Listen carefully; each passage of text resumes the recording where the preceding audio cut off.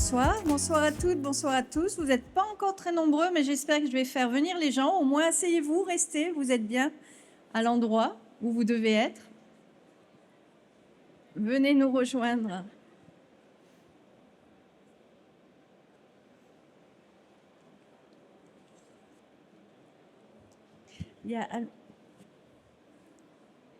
Donc, vous n'êtes pas encore très nombreux, mais intéressés par le sujet, peut-être. On a le soutien. On a le soutien. Alors voilà, le public est clairsemé, mais on espère qu'il va arriver. C'est vrai que nous avions une autre conférence dans le pavillon 7.1 où il y avait beaucoup de personnes et ça prend un peu de temps d'arriver jusqu'ici. Donc on va quand même commencer pour être dans le bon timing. La conférence aujourd'hui, comme vous le voyez, s'adresse au sujet de la mixité, de la féminisation, ou plutôt du manque de féminisation du secteur, de la filière. Donc, je suis Elisabeth Young, la présidente de l'association WEV, les ailes de l'auto. Le but de cette journée, alors je ne sais pas si on a une zapette qui passe. Voilà, le but de cette intervention qui est en deux parties, ça sera d'abord la présentation d'un rapport qui a été effectué par Roland Berger et Chloé Gonzalez, donc membre de l'association du bureau, vous expliquera et ce sera un échange qui vous permettra de comprendre les actions qui ont été menées concrètement dans la filière, ce qui a marché et ce qui reste à faire. Ça sera suivi ensuite d'une table ronde animée par Florence Lagarde qui est dans le public avec Marianne et Almeida qui sont là et qui là vous donneront une vision de ce qui se fait à l'international par rapport à la présentation 100% française qui aura été faite par Olivier et Chloé précédemment. Avant de commencer, je vais vous parler un petit peu de l'association. Donc si on peut avancer les slides, je pourrais vous dire que l'association a donc été créée en 2008. C'est un réseau professionnel mixte. On insiste beaucoup sur cette mixité. On a donc besoin des hommes à nos côtés. Aujourd'hui, nous avons 3300 membres individuels, donc 40% d'hommes. Et nous avons une trentaine d'entreprises mécènes qui nous soutiennent. Donc, le but de cette association, c'est donc de parler de mixité. Et là, je veux bien la slide suivante. Donc, ça s'adresse à tous les employés de la filière automobile et de la mobilité, et également les passionnés d'automobile. Et donc, c'est un réseau professionnel mixte qui pourra vous aider à bâtir justement votre carrière dans le but de créer une communauté et de s'entraider. Pour ce faire, nous avons des réunions mensuelles avec nos adhérents. On a des convictions dans cette association créée avec Florence Lagarde donc en 2008. C'est qu'il faut plus de femmes pour avoir une expertise complémentaire dans la filière, mais également cette complémentarité, cette mixité apporte de la performance dans les entreprises et c'est ce qu'on cherche à mettre en avant. Donc on a sur le slide suivant, vous allez voir beaucoup d'événements qui sont faits, des événements vraiment pour le réseau, avec des trophées de la mixité. On remet la femme de l'année, donc notez le 6 novembre prochain si vous ne l'avez pas encore fait dans vos agendas. C'est à partir de 19h au pavillon royal. Et on remettra le trophée de la femme de l'année, toujours en présence d'un grand témoin masculin qui nous parlera de sa vision de la mixité. Nous avons aussi, et c'est Chloé qui s'en occupe, donc vous pourrez lui poser des questions à la suite, un programme de mentoring avec Génération Y et Z, donc pour aider les jeunes à faire carrière et à rester dans l'automobile et la mobilité. Donc voilà, suivez-nous. Vous avez également la possibilité d'adhérer. Donc rendez-vous sur le site wevoto.fr et adhérez. On sera ravis de vous retrouver à nos événements, où je dois avouer que d'habitude, il y a plus de monde qu'aujourd'hui. Mais bon, on ne sait jamais, ça va être en petit comité. Je vais donc d'abord laisser la parole à Chloé, qui va nous présenter l'étude de Roland Berger avec Olivier. Je vais me joindre à vous. En tout cas, merci d'être là. Moi, je vous applaudis. Vous n'êtes pas nombreux, mais je vous applaudis. Bonjour à toutes et à tous, je suis ravie d'être avec vous. Aujourd'hui, on va parler de la mixité dans notre secteur. On va commencer avec la France, ensuite vous aurez une vision un petit peu plus internationale. J'ai la chance d'être accompagnée par Olivier qui a réalisé une étude qu'on va vous présenter aujourd'hui. Olivier, est-ce que tu peux te présenter et présenter peut-être Roland Berger, qui est notre partenaire? Oui, bonjour à tous. Donc, je suis Olivier Anoul, associé au sein de la practice automobile de Roland Berger. Donc, Roland Berger est un cabinet de conseil en direction générale, c'est-à-dire qu'on travaille sur des sujets de stratégie ou d'amélioration de la performance opérationnelle. Et on travaille pour tous les acteurs de l'industrie auto. Donc, on va des équipementiers jusqu'aux loueurs courtes ou longue durée, avec les constructeurs au milieu et tous les autres acteurs de la filière. Voilà. Merci. Alors, on va rentrer dans le vif du sujet. L'étude qu'on vous présente aujourd'hui, elle date de 2024. On est en train de l'actualiser avec des chiffres pour 2025. Donc, à ce moment-là, on aura des comparaisons à faire. Ce sera encore plus intéressant. Si ça vous intéresse, on la présentera à notre soirée annuelle en novembre. Venez nous voir. Mais on va dans le vif du sujet tout de suite avec les chiffres. Alors, vous l'avez vu, rien que sur ce salon, il y a quand même pas beaucoup de femmes chez nous. Qu'est-ce que tu peux nous en dire en nous comparant avec d'autres secteurs ? Donc, si on regarde sur le périmètre français, les trois gros secteurs d'activité, primaire, agriculture, secondaire, l'industrie et puis le tertiaire, et on a ajouté également la construction, effectivement, l'industrie est l'un des secteurs où il y a le moins de mixité. On est à 32%. Alors, pas aujourd'hui, mais c'est les derniers chiffres relativement fiables qu'on a. C'était en 2022. 32% de femmes dans l'industrie. Et dans l'auto ? Et dans l'auto, c'est encore un peu moins en fait. Voilà, on estime qu'on est plutôt à 25% de femmes.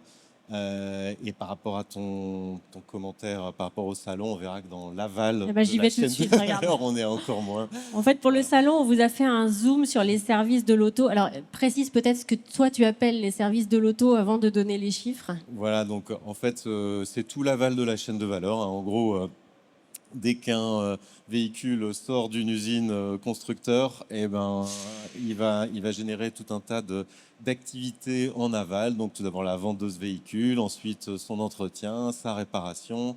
On retrouve également les loueurs, courte et longue durée, les vendeurs de véhicules d'occasion lorsque le véhicule repartira pour un second cycle, etc. Et alors une moyenne encore plus basse, à 22%. Voilà, on est encore plus bas que dans l'industrie au global. Hein. C'est-à-dire que dans l'amont, chez les constructeurs équipementiers, on a un taux de féminisation qui est légèrement supérieur. Et donc, dans l'aval, voilà, on est sur une moyenne basse, 22%. Et même, donc là, vous avez, alors c'est écrit en petit, peut-être que vous ne voyez pas bien, mais quand on regarde les différents secteurs d'activité au sein de l'aval, on se rend compte que finalement, plus on est près d'une activité qui est proche du véhicule, plus ce taux est encore faible. Hein. Et donc, les pics que vous voyez avec des bons taux de féminisation, ça va être des activités qui s'éloignent, entre guillemets, un petit peu de l'auto, des loueurs courte durée, longue durée, les auto-écoles, la distribution de carburant. Voilà. Mais dès qu'on est sur maintenance, réparation, effectivement, on est sur des taux encore plus bas. Bon, le constat, je pense qu'on le partage. Mais maintenant, on va pouvoir entrer dans le vif du sujet. On a voulu mener une étude auprès de toutes les entreprises que vous voyez là pour savoir ce qu'elles faisaient pour essayer de dynamiser un petit peu tout ça et d'avoir un petit peu plus de femmes au sein de leurs effectifs. Alors, avant d'aller plus loin, je voulais juste faire une petite pause sur la manière dont se lisent les graphiques. Ne paniquez pas, ne partez pas, c'est très facile. En gros, en vert, c'est ce qui est déjà mis en place.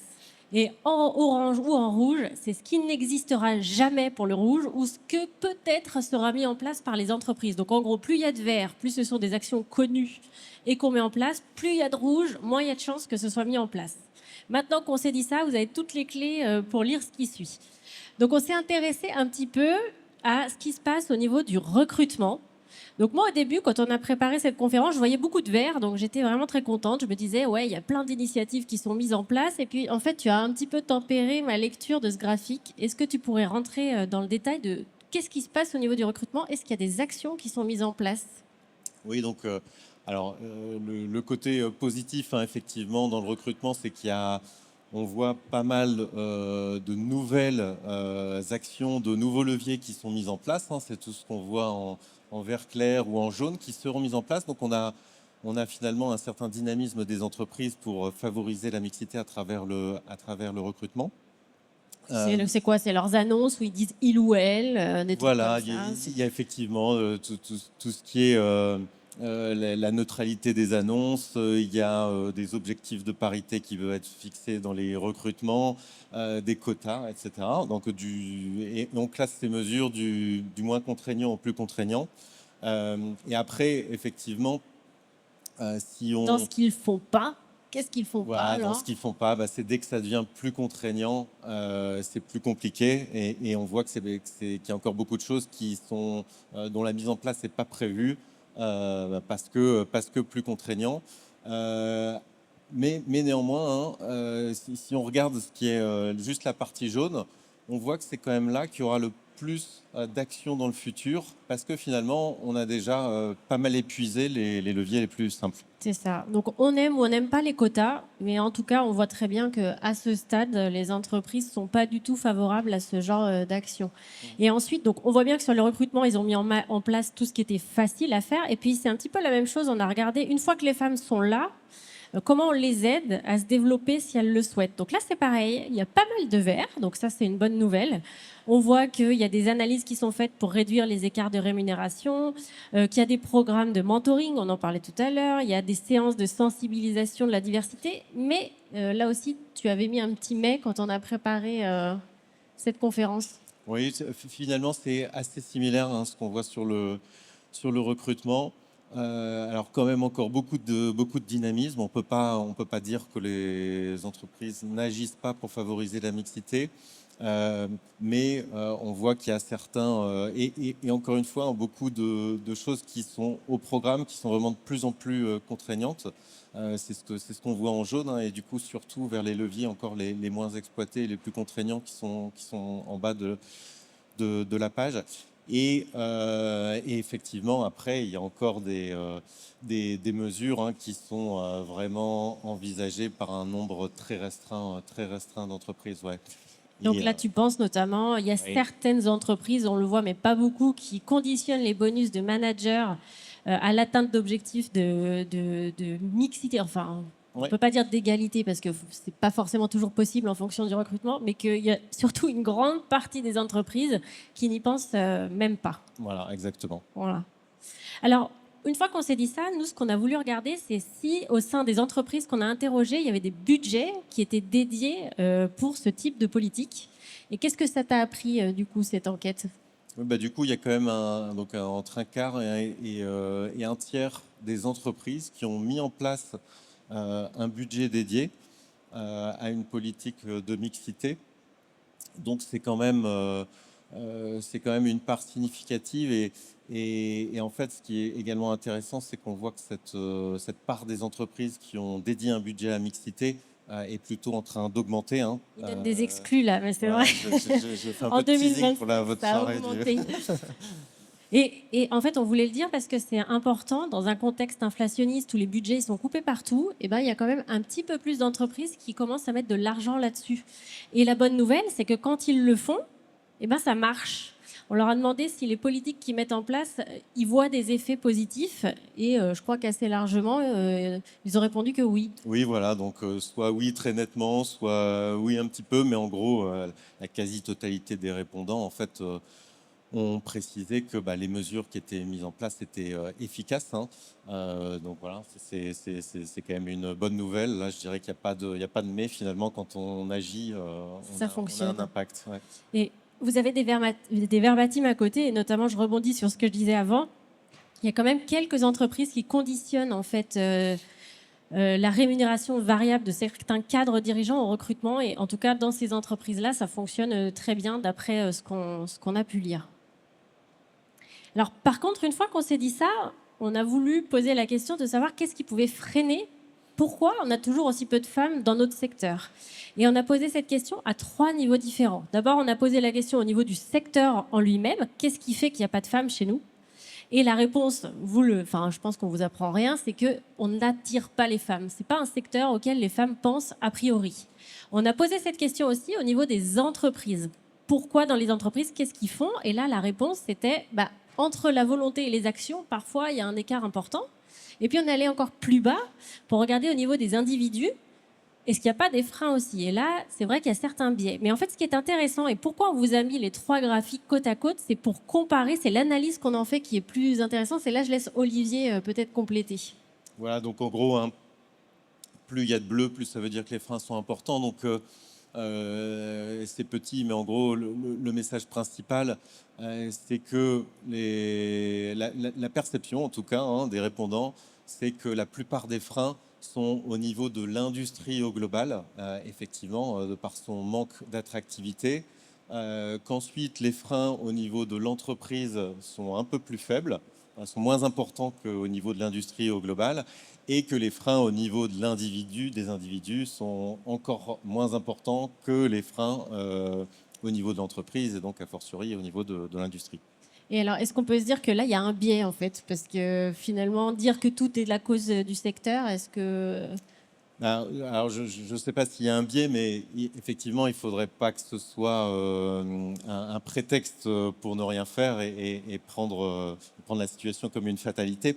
Ce sera intéressant de voir comment cette perception évolue avec notre nouvelle étude, mais effectivement, faut pas le prendre comme une fatalité, mais je dirais, quand on voit toutes les nouvelles mesures qui ont été mises en place au cours des dernières années ou qui prévoient d'être mises en place au cours des futures années, je ne pense pas non plus que ce soit le cas dans l'industrie.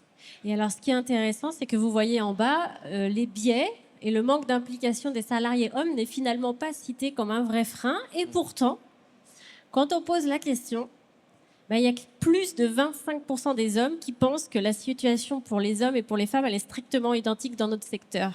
Oui, ça c'est vrai que c'était un des chiffres peut-être un peu choquants de l'étude.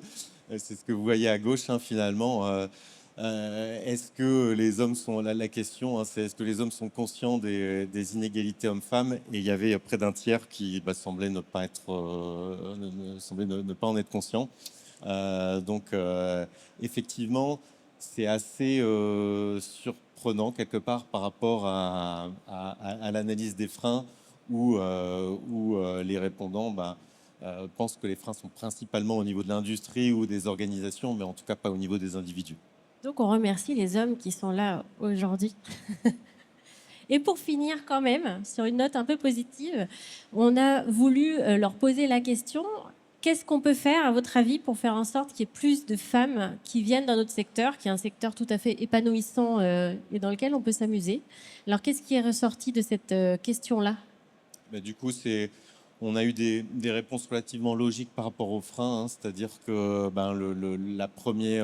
les premiers leviers sont liés à l'amélioration de l'attractivité de l'industrie automobile dans son ensemble pour éviter d'avoir certains stéréotypes et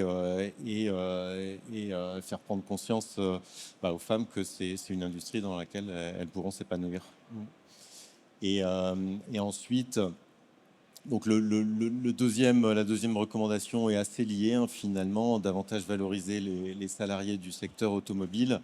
Et puis après, on arrive en troisième position sur des leviers là plus liés à l'organisation, avec une plus forte implication des hommes dans les initiatives de mixité. Oui, ça sera peut-être le message de la fin. Il y a plusieurs actions à mener, certaines qui sont à la main des entreprises, d'autres qui ne le sont pas. Mais ça bouge. Et si vous venez nous voir en novembre, vous verrez qu'on a aussi des bonnes nouvelles à annoncer, même d'une année sur l'autre. Donc on vous remercie de nous avoir entendus sur la France. Et puis on laisse la parole peut-être à Florence maintenant sur ce qui se passe au niveau européen.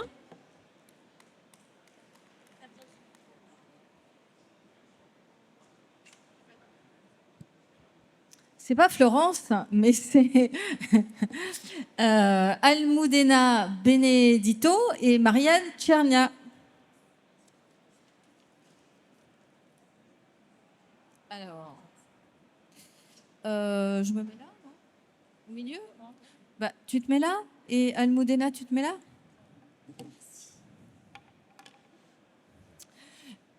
Merci à toutes les deux. Donc l'idée, c'est on a parlé de la France. L'idée, c'est de voir si c'est la même chose en Europe. Et est-ce qu'il y a des pays qui ont fait mieux? Donc, Almudena, elle va nous parler plutôt Espagne, Italie. Et Marianne, plutôt de l'Allemagne. Alors, on va commencer par les pays du soleil, parce que je crois que c'est mieux, non? Merci beaucoup, en tout cas, pour cette audience et pour l'initiative, Elisabeth, d'organiser cette conférence. C'est pas grave, il n'y a pas beaucoup de monde. L'important, c'est la qualité, et puis ils vont transmettre tout ça. Et merci à Lamberger pour cette étude qui éclaire beaucoup. En effet, je pense qu'il y a des points qui ont été soulevés très importants, qui étaient, est-ce que c'est vraiment une problématique que dans l'automobile ou plus général? Oui, c'est sûr, hein, c'est un petit peu général. J'aimerais compléter aussi et commenter quelques chiffres, parce qu'on dit l'automobile, et l'automobile est très vaste. Il y a aussi l'automobile, et ici, on est plutôt dans l'aftermarket. Et moi, je dirais que ces chiffres sont encore plus alarmants à l'aftermarket. Parce qu'en aftermarket, c'est plus méconnu, c'est plus glamour hein, quand je travaille chez un constructeur que quand je travaille chez un distributeur. Et je suis d'accord sur toutes les segmentations, hein, les pourcentages qui varient. Mais en général, aujourd'hui, les femmes, elles sont 16% dans l'aftermarket. Et dans des postes de management, je ne dirais même pas de direction, mais de management ou mid-management, ça peut descendre à 5% des femmes. Ce qui est quand même. Ça c'est une donnée Europe, c'est une donnée européenne. Européenne. Oui, donc 5%. La France est un peu au-dessus de la moyenne européenne, ça voudrait dire. Je pense un peu, mais après, il faut parler de l'Espagne, par exemple, etc. Donc, je pense que ça, c'est quand même des chiffres un petit peu alarmants. Ça s'améliore, je pense que Chloé l'a évoqué, mais je pense que c'est très lent. Moi, j'ai commencé à travailler dans l'automobile il y a 25 ans, et on remarque encore les disparités salariales hommes-femmes. Ça s'améliore, et au moins, il y a des mesures. Donc, déjà, c'est un début. Donc, pour revenir peut-être un petit peu à votre question et sur l'Espagne ou l'Italie, je connais un peu mieux l'Espagne que l'Italie, mais on a beaucoup d'Italiennes, de femmes italiennes là, qui pourront peut-être commenter. Je pense qu'il y a une différence fondamentale qui commence par la loi aussi. Parce que pourquoi on embauche peut-être un peu moins une femme dans quelques secteurs? Eh ben, il y a la congé maternité qui peut jouer. Et donc, on se pose la question, est-ce que je recrute un homme ou une femme? Déjà, ça commence par le recrutement. Et en Espagne, maintenant, la loi donne, comme dans certains pays nordiques, comme en Suède par exemple, le même droit aux femmes qu'aux hommes de prendre le même jour payé à 100%. Donc si la femme choisit de ne pas rester garder son gamin, ou que c'est l'homme, ou les deux, ils peuvent le faire. Et donc aujourd'hui, sur le papier, il n'y aurait pas de frein, il n'y aurait pas de question à se poser sur est-ce que j'embauche un homme et une femme, déjà. Et donc ça, c'est valable pour tous les secteurs. Mais vous allez me dire, et pour l'automobile?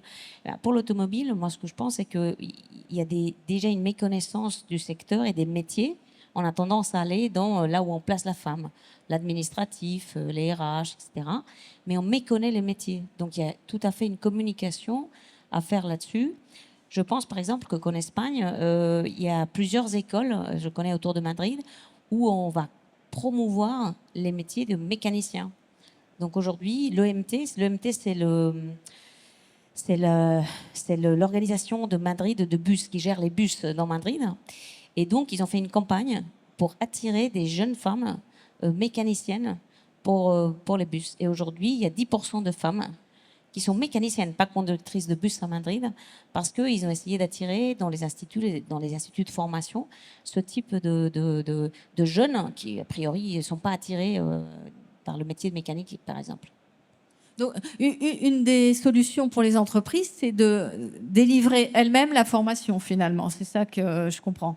Oui, alors il y a des initiatives privées, ça c'est une chose, je crois que ça a été nommé, hein, que ça passe par les formations et que ça passe par de l'information aux jeunes, parce que c'est pas à 40 ans parfois qu'on change de secteur. Donc si on les attire déjà quand ils sont jeunes, les premiers freins, c'est parfois les parents. Et on dit, mais comment ça, tu veux étudier, tu as 14 ans, tu veux faire une formation de mécano, mais ça va pas. Et donc, je connais une amie, hein, elle était la seule parmi 15 mécaniciens. Et c'était la meilleure de sa promo. Aujourd'hui, il n'y a pas un frein physique à faire ce type de métier. Par exemple, hein, je prends le métier de mécanique parce que... Donc oui, les entreprises peuvent savoir quelque chose, mais ça a été promu aussi par la mairie de Madrid, qui a fait en sorte qu'aujourd'hui, c'est municipal. Hein. Donc, ils ont aussi mis cet objectif d'avoir... la maire de Madrid est une femme. On parle un peu de l'Allemagne. Alors Marianne, toi, tu as travaillé en Allemagne. Tu n'as pas de micro. Pardon. Tu fais du recrutement. Moi, j'ai connu des femmes en Allemagne qui ont arrêté de travailler parce que elles avaient des enfants, ou inversement, qui n'ont pas eu d'enfants parce qu'elles travaillaient. C'était il y a quelques années. Et comment c'est aujourd'hui? Donc d'abord, en introduction quand même, effectivement, il y a des métiers très très variés dans l'automobile. Donc là, on a plutôt parlé du service ou de l'aftermarket. Moi, je suis plutôt dans l'industrie, donc encore plus la mécanique, même si depuis quelques années, les métiers s'orientent vers le software, etc. Donc on en parlera aussi parce que c'est intéressant. Et alors en Allemagne, que je connais depuis très très très longtemps, je suis germaniste, j'ai toujours travaillé sur les marchés franco-allemands et particulièrement à recruter dans l'automobile. Plutôt des postes quand même cadres ou très experts, contrairement à ceux dont on parle. Hein, voilà. Mais c'est intéressant la comparaison parce que le périmètre est très large. Et je suis très étonnée d'avoir là, pour préparer un petit peu cette conférence, de voir que les chiffres ont vraiment pas beaucoup bougé. Et effectivement, en Allemagne, les femmes, en général déjà, au niveau du marché du travail, elles sont présentes à 46%, en France 48%. Intéressant de relever que 48% des femmes travaillent à temps partiel contre 28% en France. Et ça s'explique du fait du système éducatif, en fait. Je pense que tout le monde est au courant que la plupart des enfants qui vont de la maternelle jusqu'au lycée, en fait, on court jusqu'à 13 heures maximum. Et d'ailleurs, il n'y a pas de maternelle, il y a ce qui s'appelle le kindergarten, qui est plutôt la halte garderie. Et il n'y a pas de crèche. Donc, très souvent, là aussi, hein, du fait des biais et de la société, ce ne sont pas les papas qui essayent de s'occuper de ça. Donc, les femmes travaillent à mi-temps et souvent, c'est un préjudice à leur carrière. Et d'ailleurs, le taux d'emploi des mères des enfants de 0 à 6 ans en Allemagne, est de 68% et il est de 80% en France. Donc c'est assez significatif. Alors, ce que j'ai relevé, donc dans l'automobile, il y a 14% des femmes qui travaillent. Et là, c'est tout secteur, tout type de métier. Donc, depuis les mécaniciennes aux dirigeants, et 29% de cadres dans l'automobile sont des femmes. Ce qui est intéressant, c'est qu'il y a eu une évolution récente justement sur l'augmentation des femmes dans l'automobile en R&D, du fait des métiers orientés sur tout ce qui est software, ingénierie, qui sont, je dirais, moins dans la mécanique, donc on met moins les mains dans le cambouis, donc ça a moins d'images négatives. Et là, je ne savais pas du tout, en 10 ans, ce taux est passé de 11% à 18%. Donc c'est une vraie évolution quand même dans ces métiers-là. Et comme l'automobile se transforme de la mécanique vers d'autres choses, ça tombe plutôt bien. Donc c'est un facteur d'amélioration. Et ce que je voulais quand même rajouter tout à l'heure, au-delà des systèmes de garde, il y a aussi un particularisme sur l'emploi en Allemagne qui s'appelle le mini-job, qui favorise aussi les emplois à temps partiel. Donc ça rajoute ce que je disais tout à l'heure. Intéressant aussi de noter que, c'est ce que disait Olivier d'ailleurs tout à l'heure, dans le bâtiment, ou la construction, là, il y a encore moins de femmes que dans l'automobile. Par contre, il y a plus de femmes dans la pharma ou dans la chimie.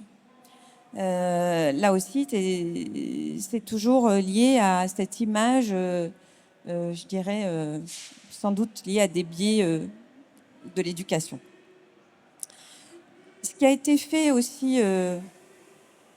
c'est très bruyant. Hein, Continuez. C'est difficile de rester concentré. Il y a quelqu'un qui fête son anniversaire. Donc, non, mais vas-y, continue. Donc qu'est-ce que tu... Oui, tu as constaté? ce que j'avais constaté, on en parlait tout à l'heure, Florence, c'était ce qui avait été aussi mis en place quand même pour améliorer ça, comme ce dont on parlait tout à l'heure, hein, en Espagne. Tiens bien le micro là, près de toi. Ouais, dans le micro. Donc, il y a eu dans les collèges, dans l'éducation, des programmes qui s'appellent Girls' Day. C'est un petit peu comme les stages que nous faisons en France en seconde ou en troisième, où on envoie des jeunes femmes dans l'industrie automobile ou dans l'industrie plus généralement donc technique pour être sensibilisées à ces métiers. Donc, c'est peut-être quelque chose qu'on pourrait envisager ailleurs. Voilà. Donc, ça a eu quelques effets, même si ce n'est pas très fort. Et puis globalement, il y a quand même quelques grands groupes automobiles comme Volkswagen, Bosch, BMW qui mettent en place ce que disait aussi Olivier, des systèmes de mentoring pour les femmes, et là plutôt dans les conseils d'administration, une communication un peu plus forte, mais très étonnamment sur les équipes software, ADAS, système de logiciels, etc. Voilà. Pour l'instant. Ok. C'est une question. Est-ce que de tout ça, on peut essayer d'imaginer des bonnes pratiques? Parce que j'ai l'impression quand même que la situation est quand même un peu la même partout. On a quand même un secteur automobile qui n'attire pas spontanément les femmes. Donc ça, c'est une problématique un peu commune. Et finalement, c'est aux entreprises de faire le boulot, de se rendre attractif, attirant. Comment tu vois l'amélioration de la situation par rapport à ton expérience?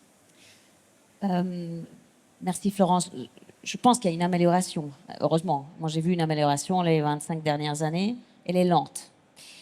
Je pense aussi qu'il faut vraiment attirer les jeunes générations dans le combat qui sont très sensibles. Je pense que cette mixité, elle est naturelle aux jeunes générations. C'est beaucoup plus facile pour eux. Ils sont beaucoup plus collectifs.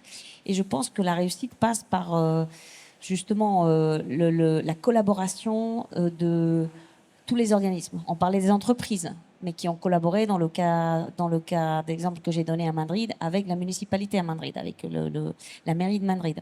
Ça peut être avec les universités, ça peut être avec les familles. Depuis tout petit, leur montrer des voies de sortie dans la filière, de ne pas les encastrer. Je sais pas, j'avais lu un article très intéressant sur les filles. On leur fait souvent jouer avec des poupées. Et les garçons, avec des blocs ou de la géométrie. Ils sont meilleurs en dessin géométrique parce qu'ils jouent avec ça. Ma fille n'a jamais voulu jouer avec des poupées et jouer avec son frère au Lego. Et aujourd'hui, elle est en biologie marine. Mais c'est vrai que c'est fou, hein, ces choses-là. Non, mais moi, alors, bon, ça, c'est vrai, hein, mais les filles qui aiment jouer à la poupée, elles peuvent aussi venir Exactement. travailler dans la voiture et aimer travailler dans la Tout à voiture. fait. Donc, Et on les conditionne quelque part. je Et pense c'est que ça qu'il faut éviter. Il faut éviter de rentrer dans les stéréotypes. oui, parce qu'après, Et, on dit on va obliger les petites filles à jouer aux voitures petites. Voilà. Bon, c'est pas forcément voilà, leur donner. Il faut tout, il faut de jouer à tout, je veux dire. Et donc, je veux dire, ça commence par les parents aussi. Ça commence par dire, bon voilà, les parents, il ne faut pas qu'ils aient des préjugés. Si leur fils veut travailler dans le parfum et leur fille veut travailler dans... Donc la mixité, elle est bonne partout. Un autre élément que je dirais, c'est que on ne peut pas se passer de la deuxième moitié de la population. Je pense que ça a été très bien expliqué. Il faut aussi avoir une mixité, c'est-à-dire que les hommes, 40% d'hommes sont dans l'association. Donc ça, c'est très important. Je pense que c'est important qu'il n'y ait pas de segmentation. Donc les associations, pour moi, c'est le deuxième levier. On a parlé des entreprises, on a parlé des écoles, des institutions publiques, mais des associations comme Waze, c'est des très bons exemples parce que ça fait aussi du networking et ça ouvre les yeux aux pratiques. Les entreprises ou les écoles peuvent pratiquer cette mixité et cette égalité quelque part. Et enfin, moi je pense qu'il ne faut pas hésiter à utiliser des rendez-vous comme celui-là. Autopromotech en Italie a fait aussi quelque chose de similaire. Paola Zaccaroni, qui est assise, a promu le premier jour justement la mixité, les femmes dans l'automobile. Et c'est comme ça qu'on arrive à faire des choses. Et j'insiste sur les jeunes, parce que moi, je pense que c'est les meilleurs pour attirer d'autres dans la filière. Et Instagram les réseaux sociaux sont un très bon canal de communication pour ces générations. Et je pense que ensemble, on peut arriver à faire beaucoup d'actions. On exige beaucoup aux entreprises, c'est vrai. On met des quotas, on met des choses comme ça. Les entreprises peuvent pas tout faire. Je pense que c'est collectif. Voilà. Même question. Alors, moi, j'ai le même avis, effectivement. Qu'est-ce qu'on peut... Je pense que les entreprises ont un rôle à jouer et je pense qu'il y a... L'écosystème de l'automobile, il s'est beaucoup élargi ces derniers temps. Donc, ça peut peut-être permettre d'attirer plus parce qu'il y a quand même un paradoxe. Hein. Aujourd'hui, l'automobile attire plus trop du fait de cette transformation, mais d'un autre côté, pourrait peut-être plus attirer par exemple, l'entrée dans des startups, ce que je disais tout à l'heure, les métiers qui sont un petit peu différents. Donc, bien sûr, ça dépend de l'État aussi. Hein, ça dépend de quelle image on peut donner, comment les institutions peuvent s'impliquer dans cette mixité. Et peut-être, c'est pas très allemand, ça, c'est plutôt européen. On a, je pense qu'il y a, je ne sais pas si vous êtes informé de la directive européenne sur la transparence des rémunérations qui devrait pouvoir aider à, en tout cas, réduire les différences de salaire en fonction des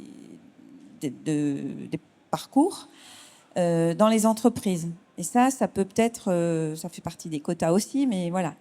Donc, c'est des petits pas. Mais est-ce qu'aujourd'hui, on a vraiment... le sujet, quand même, on le documente depuis longtemps, on travaille depuis longtemps. Les salaires, il n'y a plus vraiment... Si, il y a une dispersion de salaire. Ah oui, il y a une grosse disparité encore. Mais alors, qui est plus de 5%, parce que la directive européenne va limiter à 5% selon les niveaux de poste. Ça dépend comment on va les classer, bien sûr, dans l'entreprise. Et ça doit pas être... L'écart ne doit pas être de plus de 5%. Aujourd'hui, il est plutôt à 15-20% encore. Hein. Ouais, on va comparer des responsabilités, des formations. Absolument. Et là, on a encore des écarts comme ça. Ah oui. Et ils viennent d'où alors? Avec tout ce qu'on se dit, tout ce qu'on fait. Déjà, ils viennent des grilles de salaire souvent parce que c'est compliqué d'adapter à chacune. Et je pense qu'ils viennent essentiellement des positionnements qu'on a pu donner aux femmes. Mais alors, est-ce que c'est parce que les paroles, parce que je suis très sensibilisée à ce sujet. On n'a pas la parole. On en parlait hier d'ailleurs avec Florence de cette directive. En fait, on dit qu'il y a environ 13% d'écart de salaire entre les hommes et les femmes en France, dans l'industrie. On n'a pas les chiffres dans l'auto encore, mais ça va être aussi une façon avec cette directive d'aller dans le détail. Mais on sait en fait que souvent ces écarts de salaire viennent d'interruptions de carrière. Et les femmes, on le sait, interrompent leur carrière pour élever les enfants. Alors c'est plus ou moins vrai selon les pays. Mais en tout cas, une grosse partie d'explication vient justement de carrières qui sont plus fragmentées pour les femmes et qui n'ont pas bénéficié peut-être de promotion. Alors de plus en plus d'entreprises font en sorte qu'au retour de congé maternité, les augmentations de salaire soient appliquées aux femmes. Par contre, les promotions qui sont perdues pendant les arrêts de travail liés à la maternité ne sont pas rattrapées. Donc il y a des écarts comme ça qui se creusent au fur et à mesure de la carrière. En début de carrière, il n'y a quasiment pas d'écart et ensuite ça se creuse. Donc cette directive va permettre de voir concrètement où les écarts sont et surtout d'avoir des mesures correctives pour éviter ces écarts. Marianne. Oui, non, juste pour rebondir là-dessus, en Allemagne, il y a un vrai sujet parce que là, souvent, il n'y a même pas d'évolution de carrière, puisque, comme je disais tout à l'heure, il y a des femmes qui sont bloquées de toute façon à travailler à mi-temps tout le temps, donc à ne pas pouvoir évoluer. Et ça, c'est une vraie différence. Donc là, il y a un vrai sujet de mettre en place des systèmes de garde d'enfants qui soient plus adaptés aux femmes, ce qui n'est pas tout à fait encore prévu. Cette directive, elle s'applique en 2027, tu dis? Voilà, elle s'applique en 2027 sur des données de 2026. Donc, et surtout, de manière certaine, pour des entreprises de plus de 250 personnes. Bon, est-ce que ça fera venir plus de filles dans l'automobile, ça? Pas sûr, hein? Ça peut contribuer. En fait, on voit bien que c'est un nombre de facteurs très importants qui entrent en jeu. Donc, La question, c'est comment est-ce qu'on fait on les rajoute l'un sur l'autre, quoi.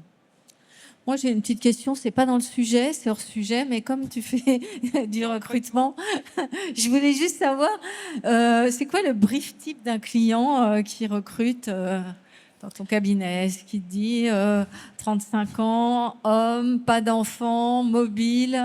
Alors, Je caricature. Hein. Oui, mais il n'a pas le droit. Il n'a pas le droit. Non, mais Il n'a pas le droit. Il le met pas dans l'annonce, mais il le dit. Il le dit, et aujourd'hui, nous, on est très, très formés à la non-discrimination. Et donc, on va très souvent intervenir, surtout avec des opérationnels qui sont moins informés que les ressources humaines, en disant si l'opérationnel, c'est-à-dire la personne qui va manager, la personne qu'on recrute, va dire elle a quel âge, vous l'avez vu, il a quel âge. Nous, on va dire on n'a pas le droit de vous répondre. Donc, on essaye un petit peu, avec notre petit rôle de conseil, d'éviter ça. Un brief client, ça dépend des types d'entreprises, des gens avec qui on travaille, c'est très, très variable, et il dépend aussi de nos questions à nous. Donc, on va essayer de se focaliser plutôt sur les compétences par rapport à des objectifs que la personne devra atteindre. Ce qui est quand même intéressant, que j'observe depuis un peu moins de 10 ans, c'est qu'on a un certain nombre d'équipementiers automobiles, donc plutôt là sur la partie industrie, qui lancent des programmes de recrutement de female talent. Pardon, je suis un peu anglophone. Et donc nous, on va être en charge d'identifier des femmes qui ont des rôles de chef de projet, direction d'usine, direction commerciale, femmes. Et là, il y a une attention à porter quand même, parce que c'est à la limite, ça peut être de la discrimination inversée en fait. Et on en parlait tout à l'heure, il y a quand même aussi une pénurie de compétences parfois. Donc, ce que nous, on propose plus en France qu'ailleurs, parce que ça se fait moins, c'est d'élargir le panel de candidats à d'autres secteurs. C'est-à-dire qu'on peut aller chercher ailleurs que dans l'automobile. Alors, c'est très laborieux comme démarche, parce qu'ils ne veulent pas souvent.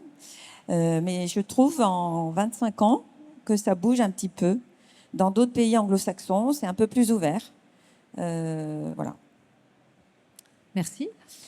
C'est la fin, c'est ça? Donc peut-être un mot de la fin. Ouais. Non, le mot de la fin, c'est un conseil aux jeunes femmes. C'est pas un piège, hein? C'est pas un piège. Un conseil, je n'aime pas donner de conseils, mais en tout cas, ce que je souhaiterais... Aux jeunes et moins jeunes. Voilà, ce que je souhaiterais, c'est avoir de la curiosité, voilà, et être curieux, et aller s'informer. Aujourd'hui, on a des sources incroyables d'informations, que ce soit Internet, les forums, les salons, et networker, se connecter. Et franchement, aujourd'hui, il n'y a pas d'excuse pour ne pas se connecter, pour aller comprendre ce que c'est que l'automobile, ce que c'est que l'aftermarket, c'est quoi les métiers, qui est dedans. Et je pense que ce type de conférences, merci d'ailleurs, et d'échanges sont très valables, parce qu'on va échanger sur nos expériences, et c'est ça qui est important. On ne peut pas découvrir si on n'a pas d'échange. Voilà, c'est être curieux.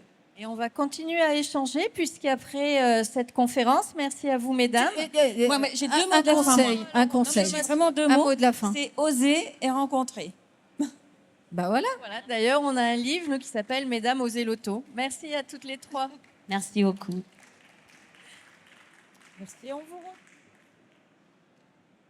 on vous retrouve à 17h30 ici pour notre cocktail où Florence reprendra la parole pour interviewer cette fois-ci Aurélie Jouve, la directrice générale du salon et femme de l'année de Wave, les ailes de l'auto en 2023.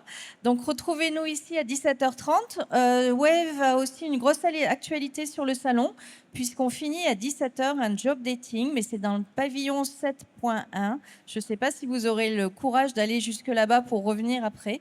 Mais en tout cas, on fait beaucoup de choses sur ce salon Equipoto en partenariat avec des conférences, des actions et encore une fois un cocktail tout à l'heure à 17h30. Invitez les gens autour de vous. Plus on parlera de mixité.